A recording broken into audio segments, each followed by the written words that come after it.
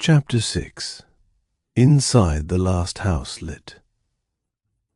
The man opened the door just enough for them to squeeze through. "Move," he hissed. Jay shoved T and the kids inside first, while Infected flooded across the front yard outside. The second Jay crossed the doorway, the man slammed the deadbolt shut and killed the porch light. Darkness swallowed the house.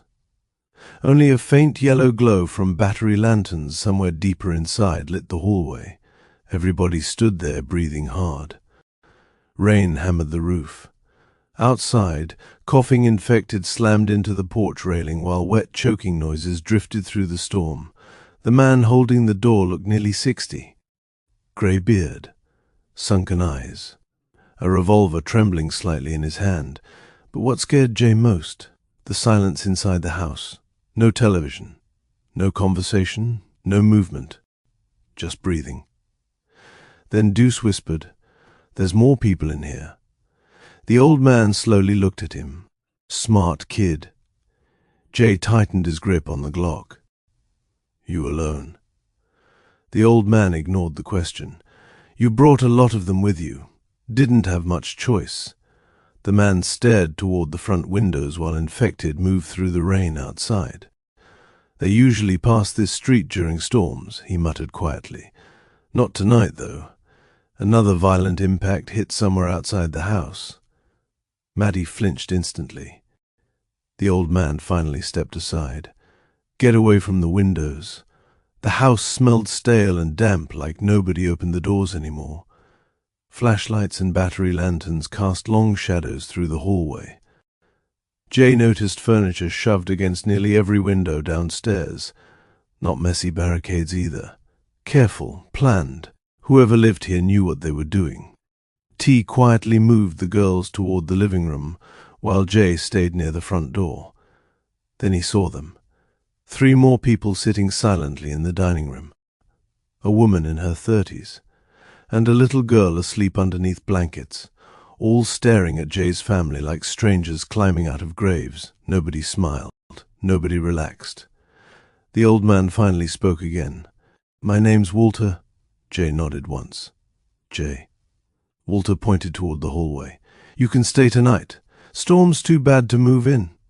The teenage boy suddenly stood up. "We shouldn't let them stay." Walter ignored him. The boy kept staring at the Charger outside through the barricaded window. That car brought half the neighborhood. Jay looked toward the flooded street. The boy wasn't wrong.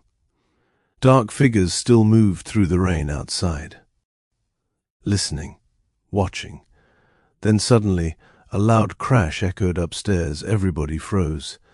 Jay slowly looked upward. The teenage boy immediately lowered his eyes. Walter sighed heavily.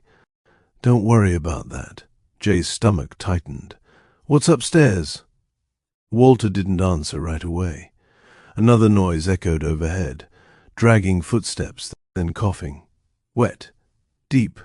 T slowly looked toward Jay. Walter rubbed his face tiredly. "My wife got bit 3 days ago." Silence swallowed the room.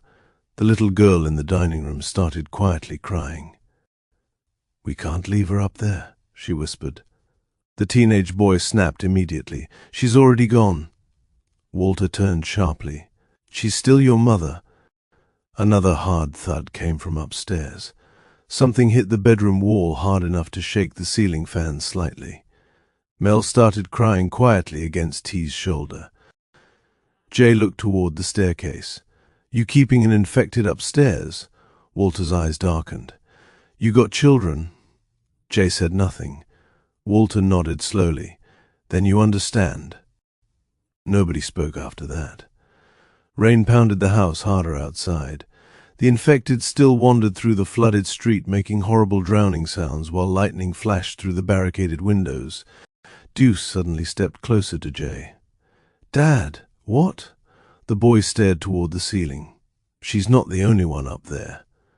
The entire room went silent. Walter frowned. "What do you mean?" Deuce listened carefully. Different footsteps, then everybody heard it. Another movement upstairs, not dragging, running. Fast. The teenage boy's face went pale instantly. Walter slowly turned toward him. "What did you do?" The boy looked terrified now. "I thought he was dead." Jay raised the Glock immediately. "Who?" Before anybody answered, a scream exploded upstairs, human. Then came violent crashing, furniture breaking, walls shaking. The little girl started crying. Walter sprinted toward the stairs. "No!" Jay grabbed him immediately. "You open that door and this whole house dies." Something slammed hard against the upstairs hallway wall. Then came another sound. Not infected. Gunshots. 2 quick shots exploded upstairs. Everybody froze. Then silence.